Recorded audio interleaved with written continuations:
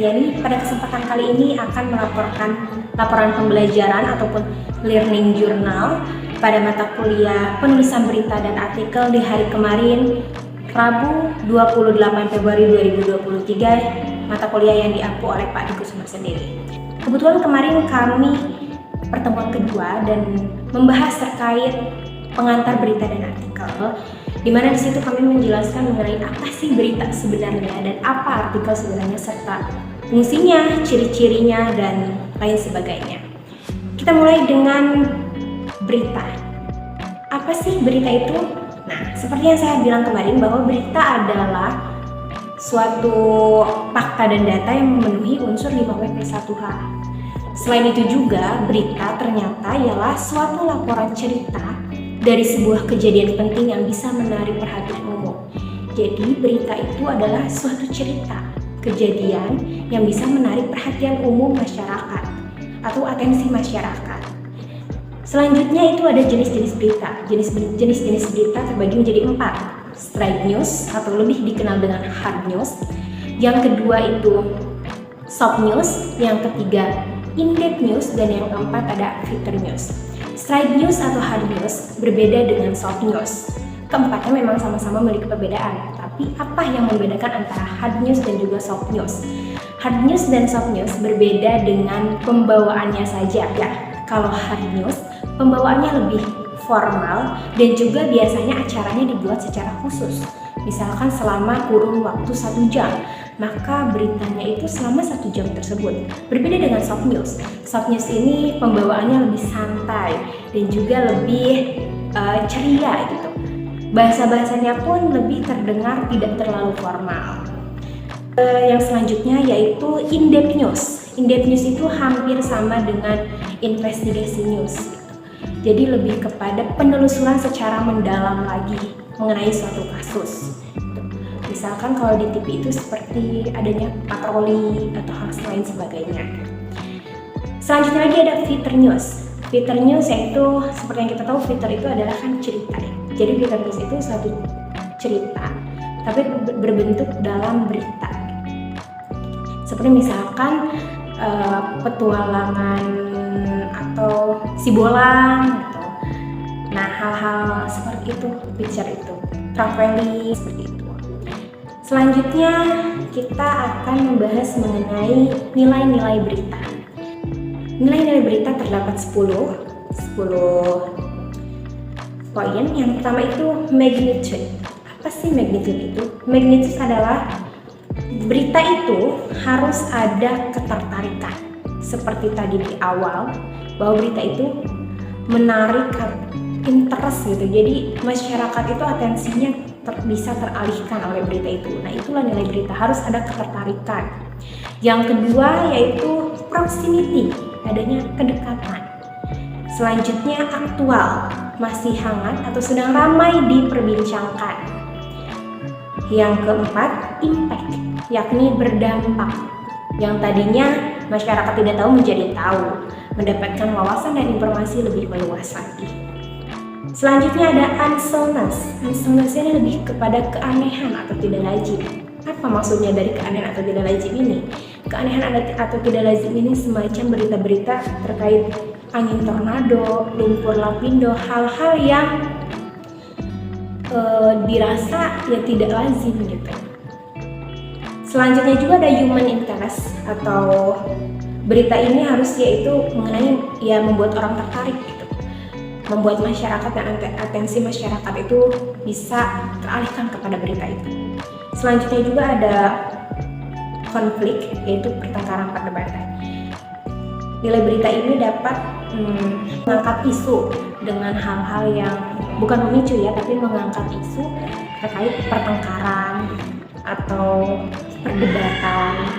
Selanjutnya ada surprising, kejutan. Nilai berita itu mengejutkan. Jadi adanya berita-berita yang mengejutkan gitu. Misalkan kayak diduga Gubernur Banten selama masa jabatannya itu ternyata korupsi. Itu kan hal yang cukup mengejutkan gitu ya.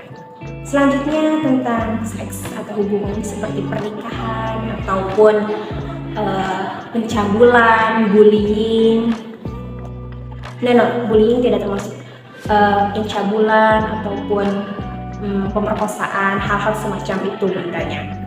Dan yang terakhir pastinya information, yakni menginformasikan kepada masyarakat. Selanjutnya itu ada syarat berita. Syarat berita itu ada 5. Yang pertama aktual, pastinya hangat atau sedang dibicarakan banyak masyarakat. Selanjutnya itu ada faktual, sesuai fakta dan data, itu sebuah keharusan ya. Syaratnya itu sesuai fakta dan datanya. Selanjutnya ada penting, pastinya isu-isu yang diangkat itu adalah penting dan bermanfaat untuk masyarakat. Yang selanjutnya juga ada menarik lagi-lagi harus menarik perhatian masyarakat atau umum. Dan terakhir ada seimbang. Berita sampai kepada halayak itu apa yang dapat menyalurkan berita itu bisa sampai gitu kepada halayak. Nah, melalui media masa ini atau mass media, yakni ada media cetak, media cyber ataupun media elektronik. Seperti yang kita tahu, media cetak itu kayak koran, majalah, ataupun buletin dan hal lain sebagainya. Media elektronik seperti televisi, radio, dan media cyber. Selanjutnya, sebelum berlanjut kepada artikel, sebelum kita mengetahui lebih dalam tentang berita dan artikel, kita juga harus tahu mengenai tentang apa sih isu itu. Seringkali kita sebelum menulis berita ataupun mendengar seorang jurnalis atau wartawan itu sedang mencari isu. Apa sih maksud dari isu itu? Nah, isu itu adalah masalah yang belum terputuskan atau belum terpecahkan, yakni masalah yang masih simpang siur. Baik, jadi isu itu adalah lebih jelasnya suatu masalah yang belum terpecahkan dan juga belum dapat diambil keputusan. Jadi masih simpang siur. Nah, itu isu. Karena itu kenapa isu ini harus dicari tahu, harus diungkap gitu. Nah, itu isu. Jadi suatu permasalahan yang masih sifatnya itu simpang siur. Nah, fakta itu pasti fakta dapat kita pahami ya, yaitu sesuai dengan apa yang terjadi ataupun sesuai real gitu, nyata. Dan juga riset dan dokumentasinya. Maksud dari riset dan dokumentasinya itu ketika kita mau menulis suatu berita itu harus adanya riset dan dokumentasi itu wawancara. Kita wawancara langsung kepada pihak yang berkaitan ataupun mencari tahu langsung kepada narasumber yang berkaitan dengan isu yang sedang kita garap. Lalu foto juga foto yang tidak asal. Foto ini juga termasuk suatu dokumen, selain dokumentasi juga sebagai bukti gitu. Foto dan juga baru kita pada tahap penulisan. Nah, rumus piramida terbalik dalam menulis berita. Rumus berita ini adalah piramida terbalik, yakni judul, lead, tubuh berita, dan ekor.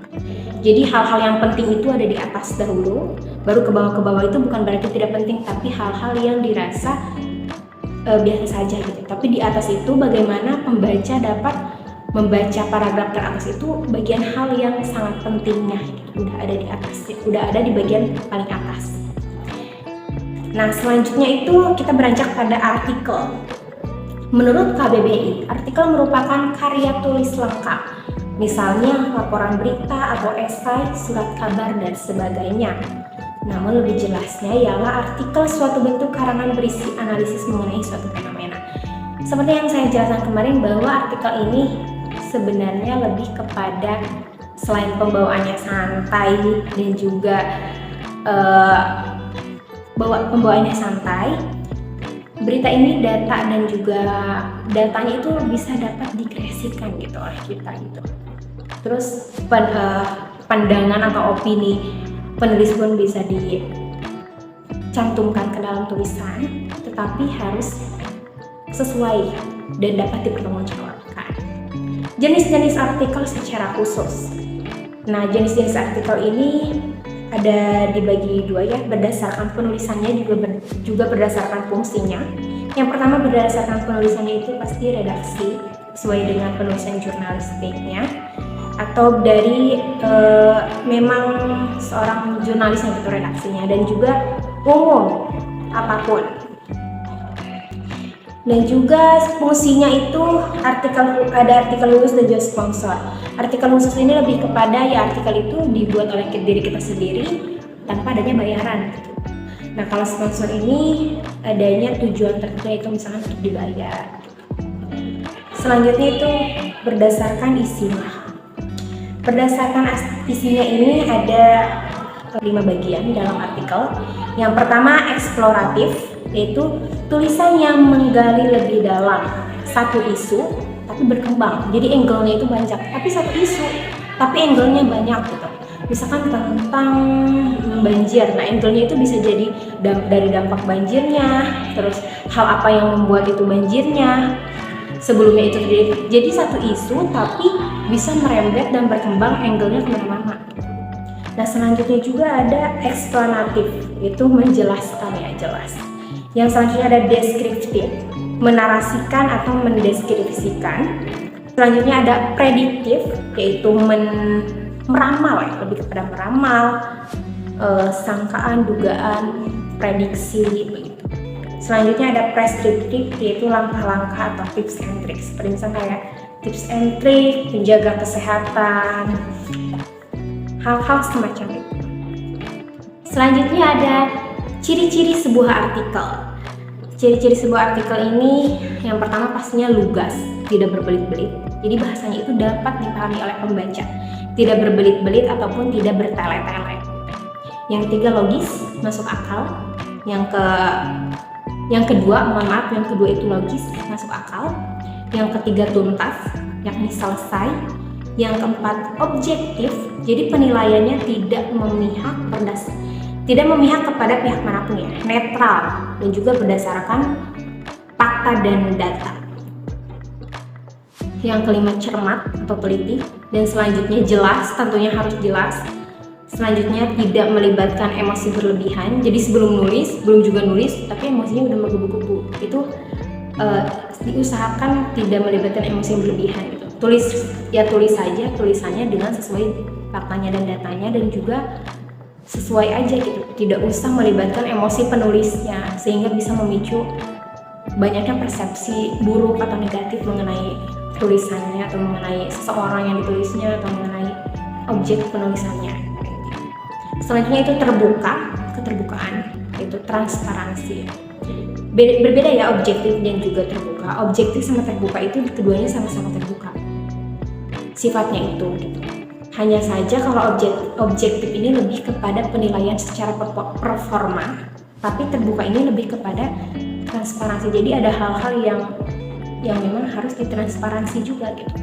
Tidak semuanya bisa serta-merta dibuka atau dilihat pada publik. Lalu selanjutnya ada menggunakan bahasa baku, pastinya ya, sesuai dengan KBBI dan juga IED-nya. Terakhir ada pembahasan mengenai tujuan penulisan.